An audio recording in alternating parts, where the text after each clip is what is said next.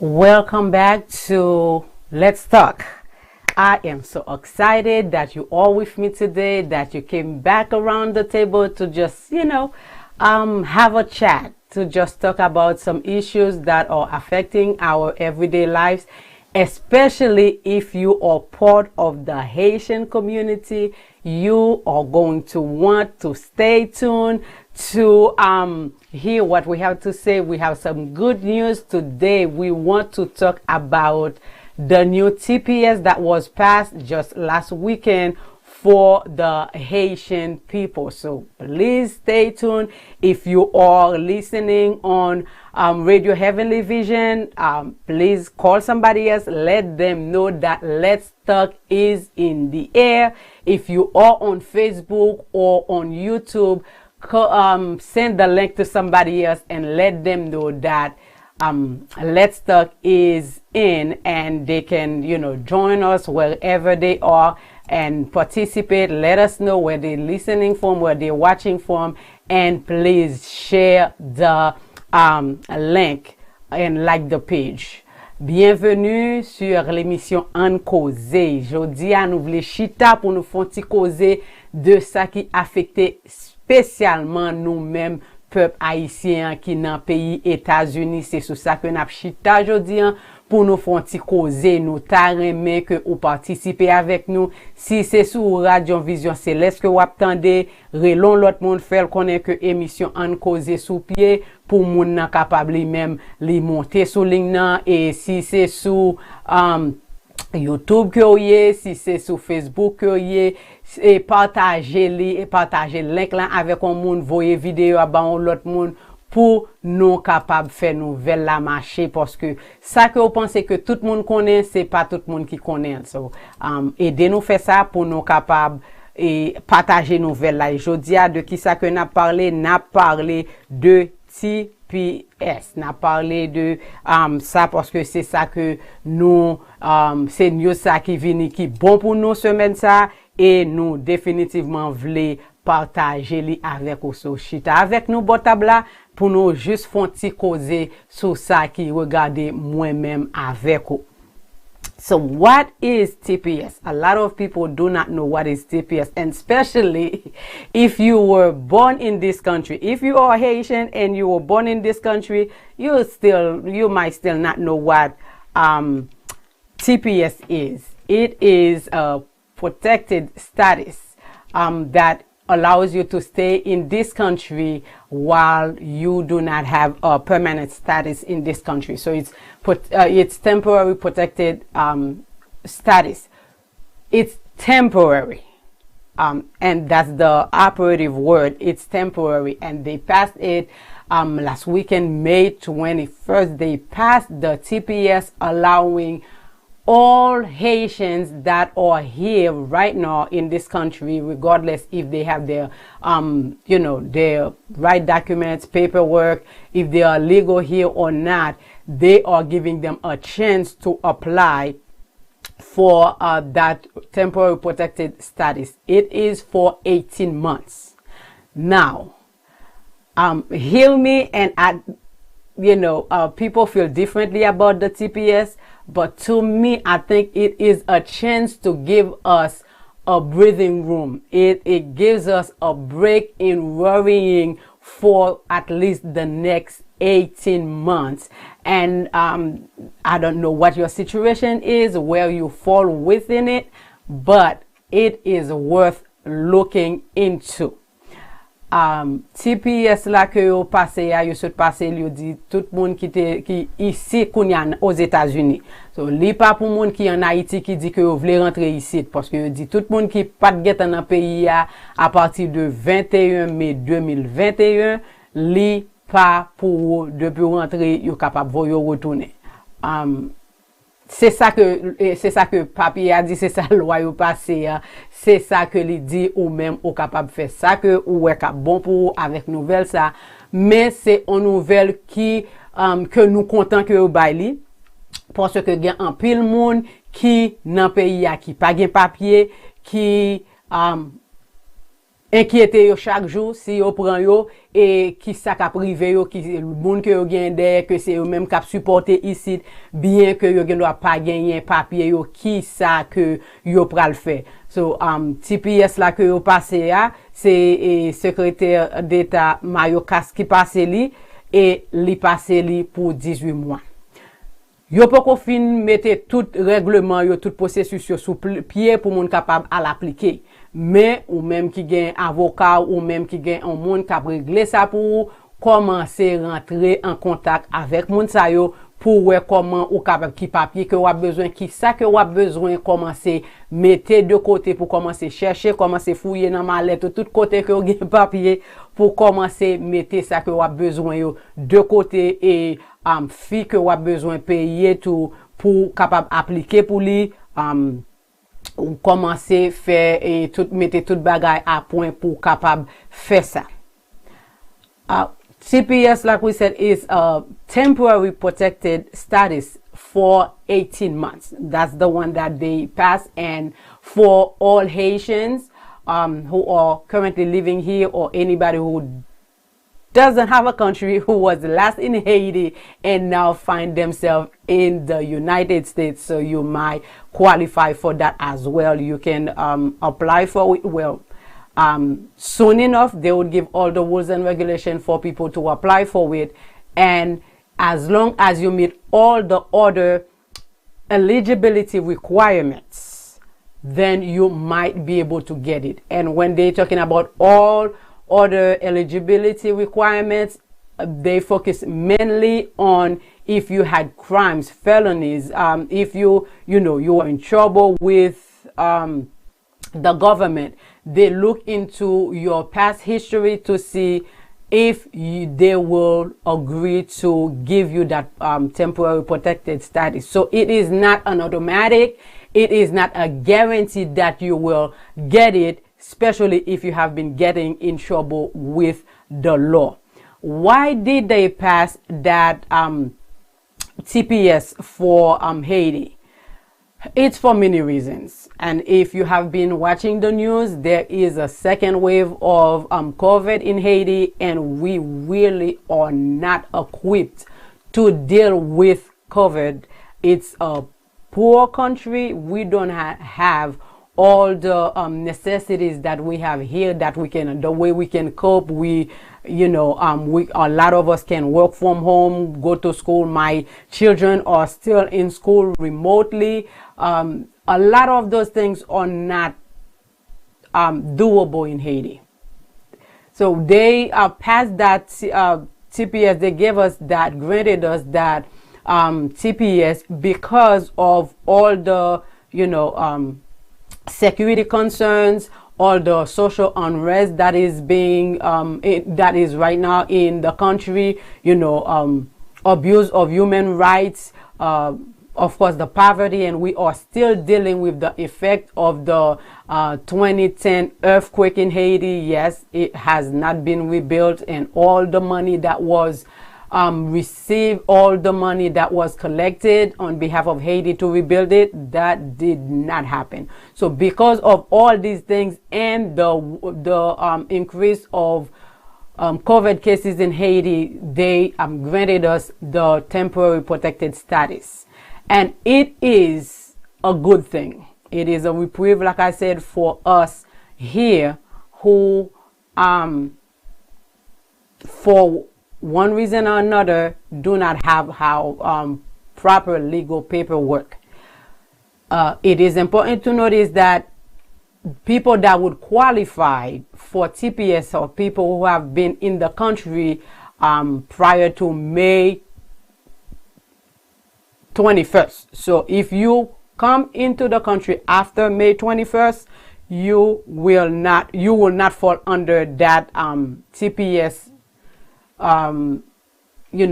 segment. You might have another reason and apply for other type of help, but for the TPS, they said it's specifically for people who reside in the United States as of May 21st, 2021. So that means if you came last week, you still might qualify regardless of how you came, you still might qualify to stay here, remain here, get work papers so you can, go to work and not have to worry about deportation. I don't know if you ever experienced it or know of anybody who have experienced deportation. I personally know people who have experienced deportation. It is not a pretty sight. It is not an experience you want to live or you want anybody you know to go through. I remember a very good friend of our family got deported, and the way it works is the police they get you and then they take you, put you in a room, some type of detention center, and send you with the clothes on your back. You don't have time to sell what you have in this country. You didn't have time to make preparation. You don't have time to do anything. They send you the way they capture you.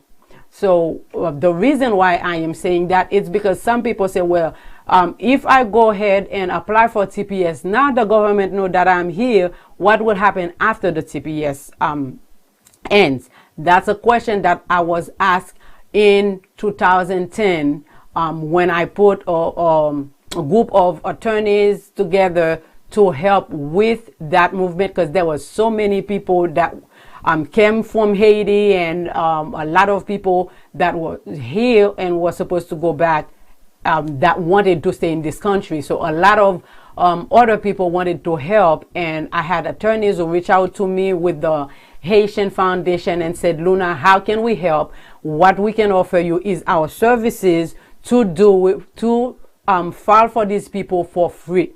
And a lot of people say, well, what would happen after they, TPS is over? Then the government would know that I am here and send me back to the country. I will tell you now what I told them then. I do not know what would happen. All I know is that they are giving you a chance to get your paperwork to be legal for now in this country. Even though they are giving that temporary protected status, if you do not take advantage of it, if you do not apply for it, and for one reason or another you come in contact with immigration, they can still deport you to Haiti, even though you would have otherwise been qualified.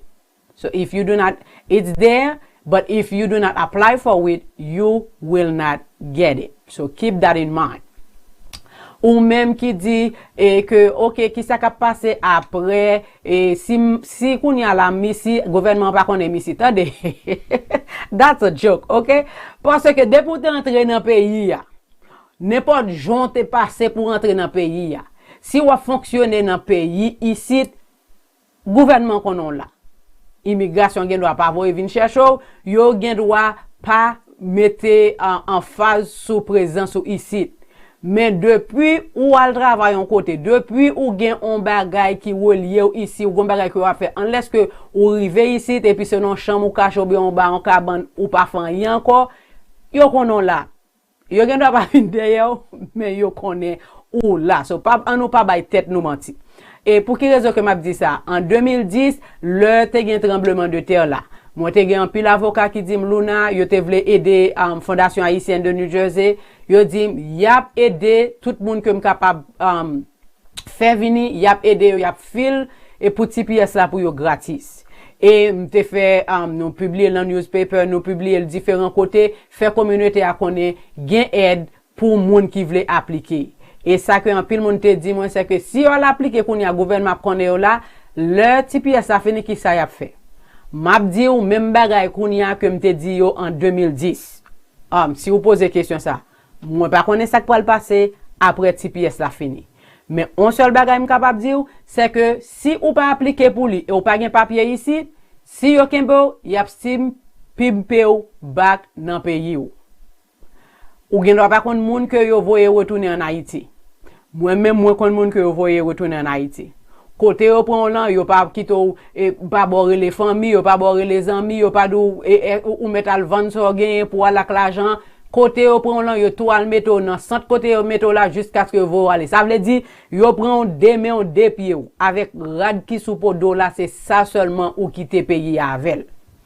Ou même qui veut prendre chance ou qui pas veut appliquer pour lui ou ka fait ça. Mais c'est une opportunité que vous bail pour commencer à rentrer dans le système là. Et ou même qui dit que vous pas veut rentrer dans le système là, pas veut l'état qu'on est. Ça c'est tout on gagne le choix. Moi j'ai un monde l'autre jour qui comme tande qui pas gagné papier dans pays là. Mais pendant que la font travail, li couper douette, li bout douette là saute tomber. Li pas ta carrette là kali avec on bout douette qui saute tomber. Yo obligé courir mener l'hôpital. Les menen l'hôpital ici a chargé des centaines de milliers de dollars pour une opération comme ça qui dure n'importe 7 heures de temps. Côté le roi journal l'argent pour le payer. Kounya yo obligé appliquer pour lui pour aider l'état, yo obligé appliquer pour lui. C'est tout temps n'a dit m'bavle moun connaît ici m'bavle l'état connaît, c'est tout temps le choix. Gen de bagay qui rivo dans pays ici, yo pas même mandé ou font accident machine, yo pas mandé ou à l'hôpital, de pour grave yo tout menon aller. Gen de en pile bagay qui arrive dans pays ici que ou pas capable dire non moi même pas vle pour connait pas l'hôpital pas mettre nom sur rien, c'est pas toutes les fois que vous avez choix pour ça que vous capable faire pour qui moun cap connaît que ici. Mais ça lui même li ba ou une opportunité pour capable at least gagner papier dans pays ici pour côté ou légal pour 18 mois. Ça c'est si ou pas gain ou pas faire crime ici, c'est si que ou gain quelque bar ou pas nan problème avec l'état parce que leur dit yo passer TPS là pour haïtien, tout haïtien qui était là en 20 qui là 21 mai ou bien qui était là en 20, si ou même ou te gain parce que gain l'autre critère que gain. Si l'autre critère ça ou pas rempli yo ou li pas façon automatique ou gagner TPS là. So c'est ça fait obligé à appliquer pour lui et dans l'application en tout, ça dépend de qui ça que qui transaction que vous mener dans pays ici, yo gain droit tout pas et ba ou li si que ou pas gain l'autre critère ou pas mit l'autre critère. Mais c'est parce que yo ban nou TPS là, c'est parce que de tout ça qui a passé en Haïti, Jean y a kidnappé moun, y a violé moun, a tué moun en Haïti et Jean pays a ben qu'on y a là encore mais nous tande Covid et sorti pour la prendre pays a pour toute raison ça yo dit que yo ouais Haïti son pays qui nan gros problème et yo bay tout monde qui dans pays ici on souffre pour au moins 18 mois. Ou même cap dit bon moi même par contre ça cap arrivé après 18 mois moi pas appliquer bam de ça qui est arrivé en 2010 tout le monde qui t'a demandé ça yo par contre si gen la de te voye retourner qui pas vle prendre TPS là en 2010 yo fin passer yo renouvelé en 2013 yo renouvelé encore en 2015 yo renouvelé encore en 2017 après yo te renouvelé encore pour l'autre 6 mois tout le monde ça yo qui te gen là yo still ici. Et au compte ça arrive dans TPS ça kounya que vinn passer ya tout le monde qui te gagne avant ka style appliqué pour ça que gagne kounya ça veut dire de 2010 à kounya qui fait presque 11 ans monde qui t'a appliqué pour lui yo style là yo style a fonctionner gagne en pile monde que vous voyez retourner et ni sous président Obama ni sous président Bush ni comment le président Trump ni sous président qui fait monter et président Joe Biden et ou même qui gen pas connaître à cause de nous toutes n'a prêté attention à corona depuis le président monté en janvier gen plus que 2000 haïtiens que il a envoyé retourner dans pays d'Haïti que déporté yo gen retourner plus moun nan comme te retourner année passée so kounya nous gen une chance pour nous capable prendre avantage de lui-même. Moi t'a conseillé ou garder pour ouais chita avec avocat pour ouais est-ce que li a bon pour ou même que si ou gen on l'autre cas dans immigration qui a appliquer son l'autre bagay ou gen droit li gen pas un avantage pour appliquer pour ça mais chita avec avocat pour connaître qui ça que tu doit faire parce que c'est une opportunité c'est un avantage que yo bay en peuple haïtien pour connaître qui dans États-Unis. So m'ta conseille prend avantage là parce que haïtien on dicton qui dit un tien vaut mieux que deux tu l'auras. Un tien vaut mieux que deux tu l'auras. Qui ça qui va le passer après, nous pas connaît. Mais ça que nous connaissons, c'est que kounye yo bay opportunité pour capable appliquer pour TPS là pour capable rester dans pays côté que ou pas besoin à inquiéter pour si on entre dans l'hôpital ou bien entre dans n'importe côté pour joindre avec mon police ou bien immigration côté que ou pas gagner problème pour ou rester dans pays au moins pour l'autre 18 mois. Et moi espérer que dans tant ça que nous gagnons là a bien l'autre décision qu'a prend côté que en pile nan moun qui gagne yo capable venir rester ici de façon permanente. Mais comme nous dit, c'est eux même qui pour connaître qui décision qu'a bon pour vous, qui ça qui pas bon pour vous, parler avec un avocat. Pas aller les cousins ou ma tante ou tonton moun qui pas connait rien dans immigration pour demander yo qui ça yo penser. Haïtien toujours connaît. Haïtien toujours connaît. So même ça pas connait rien là-dedans, li gon idée, gon opinion, gon bagay que l'abdou là-dedans. Nous pas besoin connaît de moun qui pas connaît. Mandez on moun qui dans branche là, mandez on moun c'est ça que li fait pour vivre, mandez on moun k'ap tande, on moun qui gen connaissance là, on moun qui rete k'ap tande nouvelles que y a bay yo, c'est pas un moun qui juste a bay opinion, gens que nous même nous remet fait, nous remet bay opinion nous dans tout ça que nous tande. The TPS, a lot of people ask me, you know, about 11 years ago, what will happen after the TPS is over? Will they be deported? I told them that I did not know because the president did not know. How was I supposed to know what was going to happen? But this is what happened. They passed the TPS in 2010. They renewed it 2010, 2011. They renewed it in 2013. They renewed it again in 2015 and again in 2017 for another 18 months and then for another 6 months after it runs out. And you know what is even, what I am excited about? This new TPS that they just passed last week. If you had TPS from 2010, you can still apply for this new TPS. That means if you have been waiting on for your case to be decided, or they did not move at all on your case and you don't have your paperwork, you don't have your work paper, you don't have a legal status in this country right now, you can definitely apply to be protected for the next 18 months. And my hope is that after the 18 months, they will renew it for another 18 months and keep renewing it until they pass something of a more permanent status, so that most of the people that did not get in trouble with the law can get their permanent residence card. Because once you have that, you know, you are you don't worry about being deported. And you might say, well, you know what? I'm here. I'm good. Even though I am not legal in this country, but I still work. I can do everything else that everybody else can do. That is not true. You cannot do everything that everybody else can do. In some towns, and I know around here, some of the towns where the township make it illegal for you to rent to an illegal immigrant.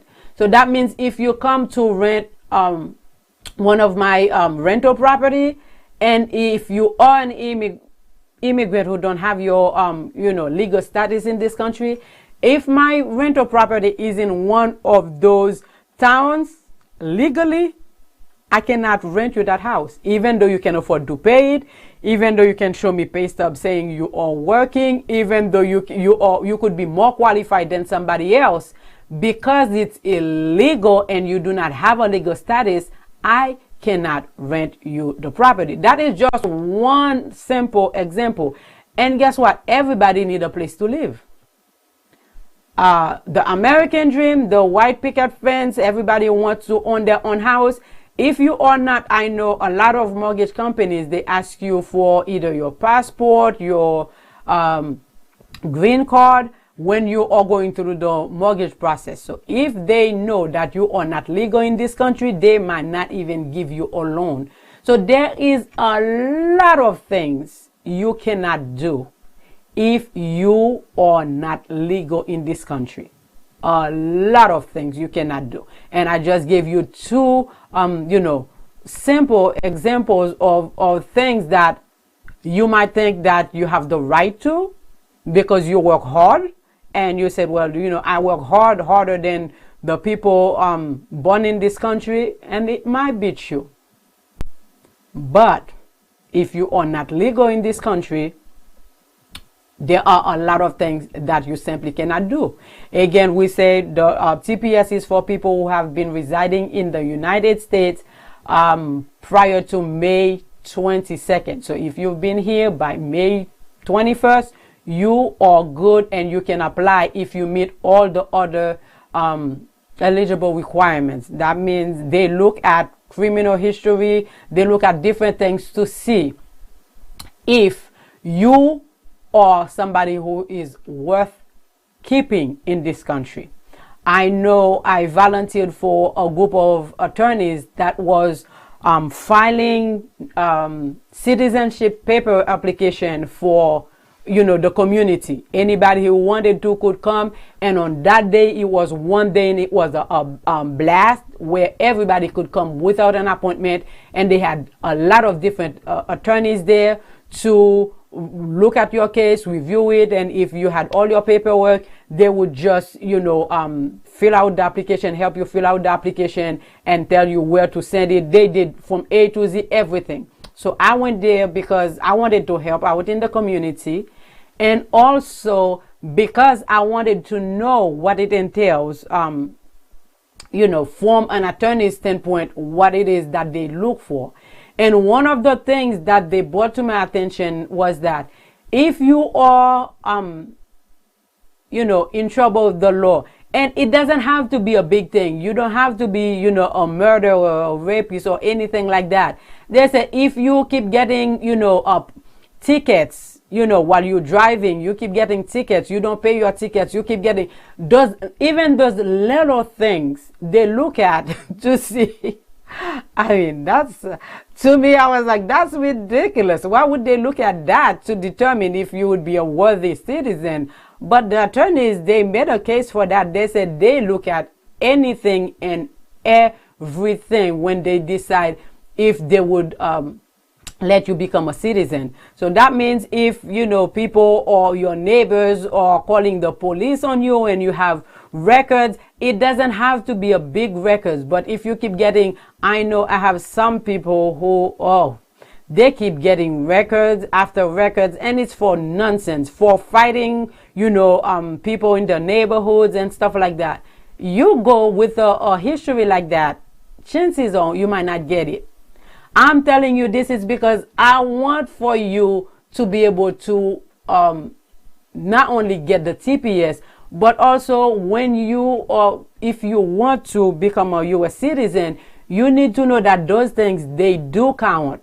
And I'm hoping, like I said, that in the near future, after they finish with those TPS and they renew it, hopefully they will come with a permanent solution allowing these people that are here to remain here permanently, and you don't have to keep applying for the TPS. So that would be a great thing to happen. But when they do decide, if they do decide to do that, they are going to look at every little thing to see and to determine whether or not they would grant you that status. You need to know that so that you conduct yourself in a manner not to hurt yourself in the future. So keep that in mind. Ou même qui dit, moi, là, m'ka fait tout bagay, même j'en avec tout le monde, là, l'État pas besoin qu'on aime là, m'ka capable faire, même bagay avec tout l'autre monde qui dans pays ici, depuis l'État pas qu'on aime là. C'est pas vrai? Et comme moi dis, l'État pas occupé, mais l'État qu'on a là, quitte au besoin pour essayer pas besoin nous. Mais si vous pensez au café, tout bagay même avec n'importe l'autre monde, c'est seulement dans l'immigration, pas qu'à aller ou bien pas qu'à voter, c'est pas seulement ça que vous pas capable de faire. Gagner de taon qui mettait illégal pour louer moun qui pas gen papier yo dans pays ici. Moun qui pas légal dans pays ici, gen quelque côté que ou pas même ka à louer. Pour qui raison? Parce que yo mandé depuis yo réaliser que ou pas moun pays ya, yo mandé pour yo ouais papier pour yo ouais papier qui montre que légal ici. Ça veut dire si ou pas légal, ou gen doit gen de côté ou rete même louer ou pas ka louer kay sous nom, ou pas ka louer appartement sous nom parce que moun qui gen appartement, moun qui gen kay là, li pa vle mette tête li nan problème avec l'état pour tête pal. Amen. L'homme détende ça m'gen taon qui pas loin du tout côté yo fait li illégal pour ou même pour ou capable louer ou même qui c'est un moun qui gen kay pour louer. Si ou louer kay la avec un moun qui pas gen papier légal dans pays ya, yap ba ou gros pénalité dans taon nan. So ou même k'ap acheter kay pour faire commerce, k'ap acheter kay pour louer kembe ça dans tête ou parce que ou gen droit nan gros problème avec l'état sans que ou pas réaliser sou pas garder pour qui côté que ou pas acheter kay parce que en pile nan nous même nous gagne famille qui vinn sur Haïti qui vini et puis qui tout décide rester ça veut dire tout pas gen papier et gen en pile bagay qui capable fait que qui pour faire on bagay comme ça arriver et gen de le c'est pas faute mon mais gen de le tout nous a essayer nager pour nous sortir nous joindre nos côté et puis nous rentrer tête nous boy ici qui c'est li OK but nous besoin qu'on ait que le plus tôt que on capable faire tête ou légal dans pays ici li pi bon ni pour vous qui ici et le pi bon pour tout le monde qui était Haïti parce que c'est nous même ici dans diaspora qui tout l'autre côté dans tout l'autre pays cap supporter Haïti. Haïti pas ka supporter tête li, si ou même yo prend yo pimpe ou back dans pays ou pas ka supporter aucun monde non plus parce que Haïti pas tellement bail trop opportunité pour capable supporter ni tête pour ni on l'autre monde. Et ou même qui dit que well you know moi travail du somme vle acheter kay dans pays ici. En pile moi vendre kay moi aider moun acheter kay aider moun vendre kay en pile dans mortgage compagnie que wal chercher on wal font prêt bancaire nan men yo mandé pour ba yo papier qui montre que légal ici que c'est green card que c'est passeport que yé pour montrer que légal en pile dans compagnie ça yo pas ba ou on prêt si ou pas légal dans pays ici. Pour qui raison? Well, yo connaît que à n'importe quelle heure, immigration ka prend li va retourner. Côté l'argent yo regarde, si yo prend yo va retourner. Donc ça fait moi dire nous ça c'est parce que l'on a pensé pas penser seulement oh l'état pas connaît ici, so pas besoin de fourrer tête pour l'état connaît ici parce que comme nous dit grand pile situation que ou gen doit c'est pas ou t'a vle l'état connaît ici. Mais l'état vinn connaît ici. À cause de ça qui arrive nous gagne un monde 2 ans de ça que l'été vini ici et puis la travail of course l'état pas connaît ici mais on train frappé le train frappé il était obligé train passer sous lui même mais pas mourir il obligé aller avec lui retirer train sous lui mener l'hôpital il fait un bon temps l'hôpital pour y ranger zo pour y faire attendez yo pas demander s'il te besoin l'état te connaît ici. Il y a un pile gens que qui pas dépendre de ou même en pile situation qui dépasse ou. Si ou même ou ka joindre un gens pour capable aider tête ou pour capable aider famille qui Haïti cap retendre c'est ou même l'autre le premier pour voyer ba yo pour yo dire merci ou doué non seulement tête ou mais ou doué moun sa yo qui a vivre qui dépend de ou même pour ou faire tout ça capable pour ou capable légal dans pays ici et nous espérer que et très bientôt yo capable passer comme yo TPS ça c'est pour 18 mois ça veut dire jusqu'à 2023 most likely nous n'avons pas attendre mais actually 2000 peut-être fin 2022 moi espérer que c'est ou bien yo renouveler encore même Jean yo te fait l'avant ou bien yo fait un bagage qui pi permanent côté yo mais nous connaissons que dans le pays et toute bagage c'est une bonne loi c'est pour passer dans le congrès c'est pour passer en pile côté et tout le monde en pile monde pas le même genre gen moun qui content nous là gen moun qui pas content nous là ça veut dire nous obligé marcher sur 13 nous pour ne pas piler 14 mais actually m'pas choisir dans qui année que m'ta aider un groupe avocat qui te vle aider communauté pour yo te appliquer pour citizenship pour yo te vin citoyen dans pays ici. Et yo t'a dit différents bagages qui fait que immigration ne doit pas ba citoyenneté dans pays ici. Et quelques bagages que été mentionné, c'est pas gros bagages que été, c'était petit bagages très minime, bagages petit, mais qui fait une différence leur ou aller dans immigration. Il y a un bagage que été mentionné, c'est que si ou chita paie des prend ticket, l'on a conduit chita paie des prend ticket et puis ou pas payer ticket yo, ou a conduit sans assurance et la police kembe ou bien ou gen ou toujours fait estera dans quartier côté orete yo relé la police pour ou parce qu'on fait gros bruit ou a fait toute qualité bagage ça yo dit que ça yo c'est des raisons pour immigration garder pour dire non ou pas un monde que nous voulons qui pour un citoyen payer nous parce que ou pas mériter ça. Ou capable comprendre bagay qui pour ou même qui pas une grande importance, pour ou même qui pas vraiment semble à rien. Amen, ticket machine qui côté ça important.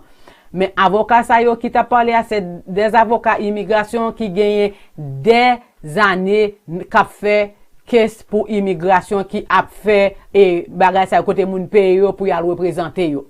Et ça yo c'est quelques bagay que yo dit pour moun faire attention avec lui pour nous pas mettre tête nous dans problème.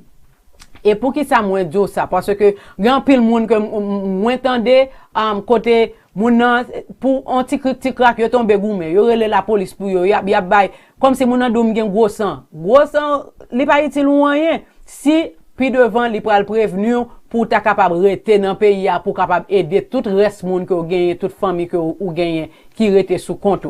So nous doit apprendre contrôler tête nous. Pour qui raison m'a dit nous ça moi pas ta merci dans le futur côté t'a passé on loi qui pi permanente côté yo a bay moun opportunité pour appliquer pour green card et puis leur regarder histoire criminelle ou pour yo joindre on bon ti bagay niaiserie qui fait que ou même ou pas ta capable rester dans pays ou bien ou pas capable ba on statut qui permanent dans pays à cause de petit tintin que n'a fait.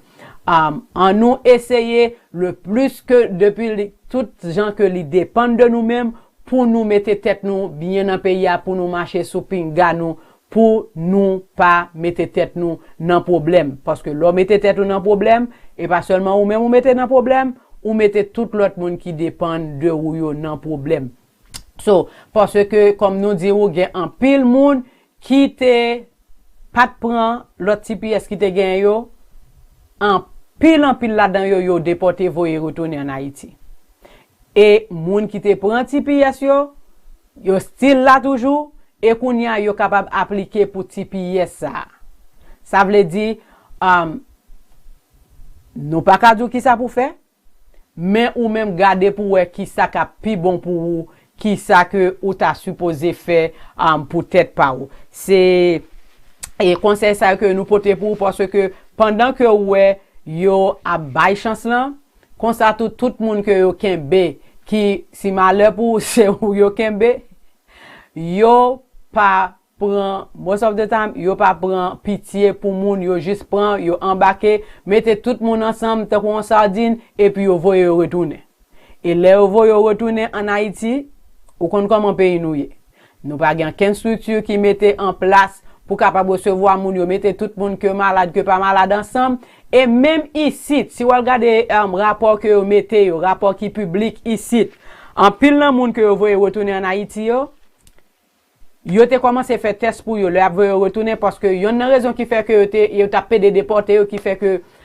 président que nous sommes gagnant là Trump lui dit que li te voye retourner c'est parce que lui dit nous te représenté pour lui et nous te représenté pour pays en danger à cause de Covid là nous représenter un danger cap si maye maladie c'est yon pas seulement nous même haïtiens l'état parlé de immigrants so pour nous pas connaître que c'est nous même que te target c'est pas seulement nous mêmes parce que yo gagné n'importe 400 000 moun que vous voyez retourner. OK et yo te passé en loi qui relé Title 42 côté yo bay tête yo possibilité yo bay tête yo droit pour yo voyer moun retourner sans que yo pas passer dans tout processus que moun était supposé passer parce que gen loi dans États-Unis même quand on vient de façon illégale yo gen un processus que yo supposé suivre pour avant que yo ka retourner faut yo bon possibilité pour capable fil pour asile faut yo bon différentes possibilités mais avec et nous ordre ça que t'es passé à cause de pandémique là yo te bay tête yo droit côté yo pas obligé suivre en ken nan règle ça yo et c'est ça que fait parce que yo pas obligé suivre yo a pimper moun retourner devant derrière et c'est pas seulement dans pays pas nous yo voyez comme nous dou yo voyez n'importe plus que 400 000 moun retourner mais là yo te prend moun parce que c'est surtout pas haïtien que nous suivons là yo prend moun yo voyez retourner yo te commencer faire test après ça yo suspend faire test so là yo prend moun yo voyez retourner que c'est moun qui était malade, que c'est pas que moun qui pas malade, yo mettez tout ensemble, parce que yo commence à dire, voyez retourner dans le pays yo. So, capable comprendre qu'on y a un gouvernement pas nous qui pas grand quelle mesure de sécurité, I guess yo fait ça que yo capable, qui en place pour ta mettre moun en quarantaine, mais pour yo mettre de façon séparée pour tout le monde pas ensemble, yo still prend tout le monde yo quitte ensemble. Ça veut dire, moun qui pas malade, vin malade à cause de déportation. Moun qui te malade vin pi mal parce que yo sous-temps et ça que moun yo a dit interview que yo fait avec moun yo pas gen manger yo pas vraiment ba yo manger yo pas ba yo ken soin vraiment ça veut dire moun qui te malade vin pi mal nan temps ça qui se passe ya et yo still continue à déporter moun. Ça veut dire leur ba opportunité pour moun capable faire tête ou légal ici à travers TPS là si ou même ou pas appliquer pour lui yo ka still prend yo voye ou aller m connais me dit ça déjà moi répéter encore mais c'est pour me capable aider ou comprendre qui ça ka passé comme nous dit ou président ça qui là li still a continuer avec même loi et même et que dernier président te mette sous pied pour juste voyer moun yo retourner président ça là kounya côté tout le monde dit oh nous mettre porter tête nous vini c'est nous penser nous porter tête nous vini comme ça liste la continuer sous même règle immigration que l'autre président te quitté a voyer moun aller et la voyer moun aller toujours en plus grande quantité so à bon entendeur salut ça que vous capable faire li et moun que capable joindre avec yo et avocat que capable joindre avec lui sous connaît moun qui besoin aide là aider yo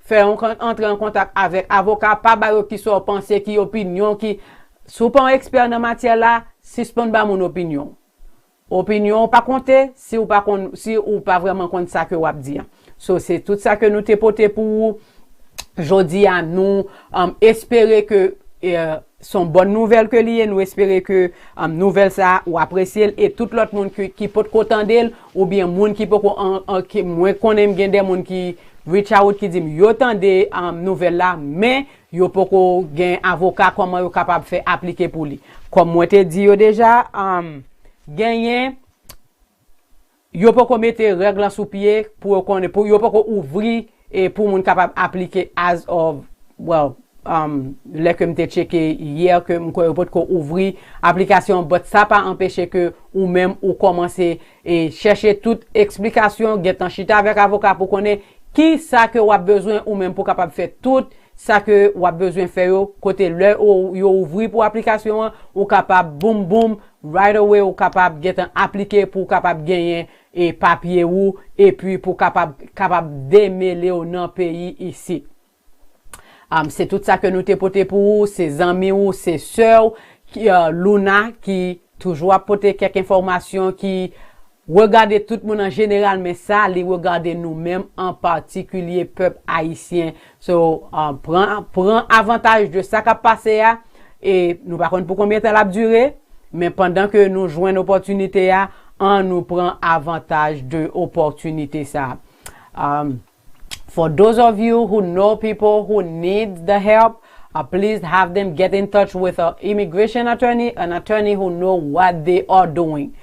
Don't give them your opinion if you do not know, if you are not well versed in immigration laws, because we like to give people opinions about everything.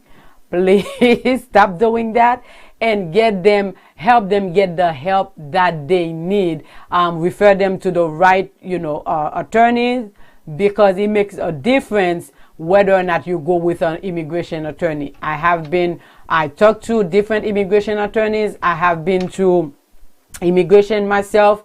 I know a little bit about some of the immigration laws, but I tell everybody, go, unless it's something easy as naturalization. You want to get them in touch if you have people looking for paperwork they need to gather, so that they gather everything, and once it's open for registration, they can apply right away. So you can start the process even if you cannot apply. So start the process right now, and then let everybody know that people who already had the TPS can to their status. So that's all we have for today.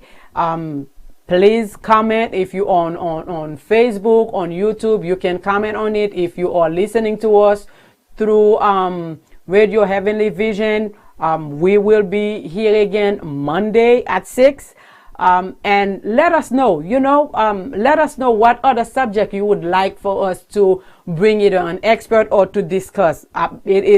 I love to discuss things that are relevant and things that can help. So send me a comment. Let me know from where you're listening, and what did you learn, and who do you know that needs help, because we are supposed to help each other, and especially if you know people who do not speak English. If you know Haitians who do not speak English, they are going to need the help. They are going to need a translation. They are going to need people to be the in-between for them, So help as much as you can.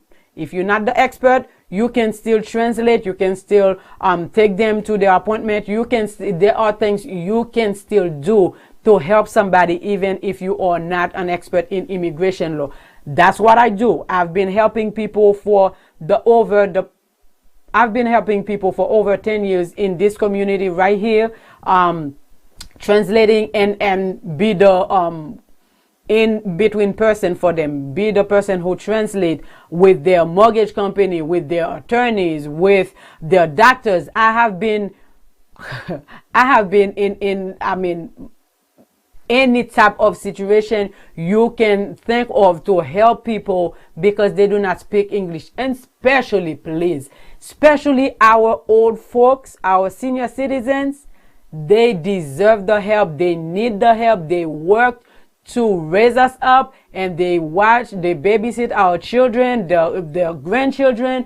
They need all the help they can get because they do not speak English. They need the help. So if you can, and if you cannot, find somebody who can give them the help that they need. But so that they don't have to worry about anything, help them out. Take the time to help them out, or pay somebody else to help them out. And as always, if you need my help, if you need my services, my number is on the screen.